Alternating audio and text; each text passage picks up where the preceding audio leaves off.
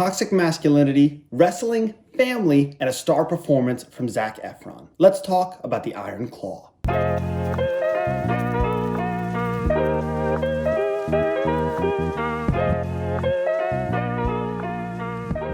What's going on? David Sugarman here. Thanks so much for stopping by. If it's your first time on my page, it's really nice to meet you. Thanks so much for coming around. Like, subscribe, follow, depending wherever you are watching this. And if you come back, it is really good to see you again. Let's discuss A24's The Iron Claw.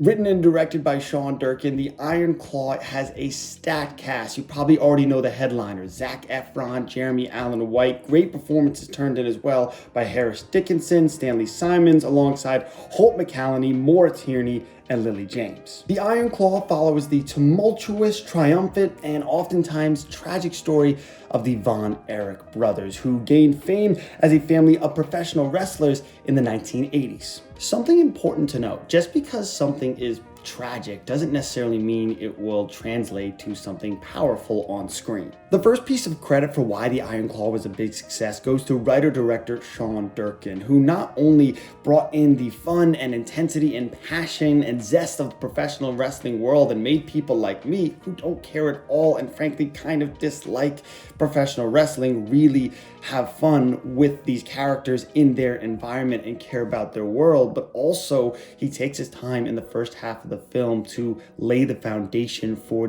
all the different relationships and dynamics within the family and brothers at play. There's the family unit, which is frankly run more like a business by the ever-intense father, Fritz von Erich, who is just seemingly always looming and clearly in charge. In many ways, Fritz is at the heart of this movie because the dynamic with the brothers is so drastically different when he is around versus when he isn't. When he's not around, these brothers are an absolute joy to watch. They support each other, they are competitive, but they still love each other. They bring out the best in each other, and they take an interest in each other's lives outside of just wrestling and what they can do to serve their father and the family business. Insert their father back into the picture, and even things like a football game in the backyard become hyper competitive. They become toxic, and frankly, in some ways, they're rooting for each other to fail because they're more worried about the family pecking order. Laying out these dynamics as well as Durkin did in the first half or so of the film was so extremely important, because then, even if you did know the story of the Von Erichs and the tragedy that is to come later in the film, it will still resonate deeper. There are three things that I walked away from The Iron Claw thinking about the most: toxic masculinity, overcommitment to family, and what it truly means to be a protector. Let's start with the themes of protection. That naturally normally falls on a parent. In this case, the father, Fritz, is more concerned with his own legacy and what his sons can do for him, not what he can do for his family and his sons, whether he feels like he's doing that or not. And so the responsibility ultimately falls on the oldest remaining son, Kevin, who's played with remarkable complexity by Zac Efron. This makes it that much harsher when Kevin's brothers begin to die, and unfortunately, he can't do anything to stop it or protect his family. These themes of protector and protection are often being emphasized with shots of Jesus on the cross in the family home. This is especially on the nose, and I think well done, when Jeremy Allen White's Carrie has taken his own life and Kevin literally carries him and puts him on the kitchen table. And if you remember, early on in the film, Kevin says one of the ways that their mom wanted to protect them, or something to that effect, was through religion, through God. Mom tried to protect us with God. Pop tried to protect us with wrestling. Secondly, let's talk about overcommitment to family. Despite being a young, fit, wrestling local celebrity, we learned that prior to meeting the sweet but strong-willed Pam, played wonderfully by Lily James, Kevin is a virgin. While this is a more humorous example, this is clear that from the top down, this is a family business before it is a family, and so everything that happens with these boys' lives is to serve their father and to serve the family business. And so nothing else really matters, whether it be love or social life or other passions like Mike, who we see love to play music. Third, let's talk about toxic masculinity in The Iron Claw.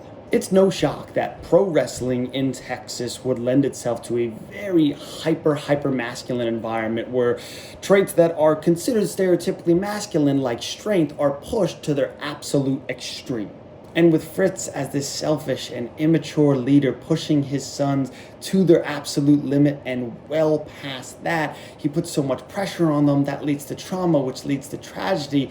All this to say, we're nearly robbed of the most beautiful moment of the entire film. Despite finally finding a little peace for himself and his family and having gone through so much loss and trauma, at the end of the film, Kevin still has this really macho attitude ingrained in him that he just can't shake, to the point where he tells his own sons, he apologizes to his own sons for crying in front of them. He says a man should not cry in front of his sons. Luckily, his sons knock our hearts to their knees when they not only say that it's okay to cry, they cry all the time, but that they will in fact be his brothers. And Ephron's display, not just in this moment, but this whole film of strength and guilt, humbleness, anger, and in this moment, grief and self-forgiveness. Ephron anchored this film in a way that I don't think a lot of people, maybe President Company included, thought he was capable of, and it's one of the best performances of the year.